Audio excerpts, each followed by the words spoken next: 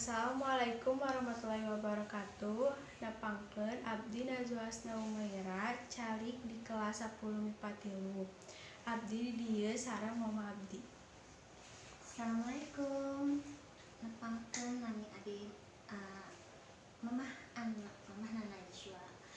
Abdi ibu rumah tangga. Jadi abdi di dieu bade ngawawancara mama abdi perkawis dampak COVID-19 ka sakola. Nu pertama, naon wae dampak dina ayana COVID-19 ieu? Dampakna seueur nya kanu sadayana juga ekonomi janten melemah, terus sekolah janten daring, terus seueur karyawan anu ica pada malenana sareng seueur nu di PHK. Iraha sakola secara daring ieu dilaksanakeun teh? Di sasi April tanapi Mei.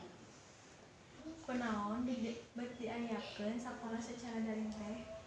Sababna nyaeta memutus mata rantai penyebaran COVID-19 terutama kalau ngurangkali. Nu kaopat, di mana sakola anu kinten-kinten teu tiasa ngalaksanakeun sakola secara daring? Di pedalaman atau napi di pelosok-pelosok desa.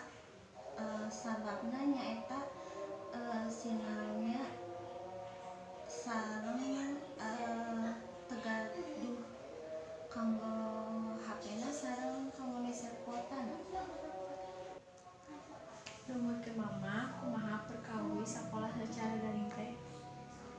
Ai menurut abdi mah nya teu sarios selama masa pandemi ieu supados teu menyebar kenging kanu ngurangkali urang sadayana.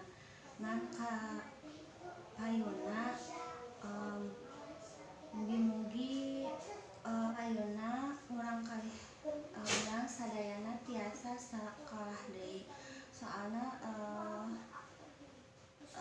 belajar di sekolah lebih efektif dibandingkan secara daring. Nu kagenep, saha wae anu tiasa ngalawan COVID-19 ieu? Urang sadayana masyarakat Indonesia dengan menerapkan protokol kesehatan yang telah diterapkan oleh pemerintah yaitu 5M. Hatur nuhun kana waktosna. Wassalamualaikum warahmatullahi wabarakatuh.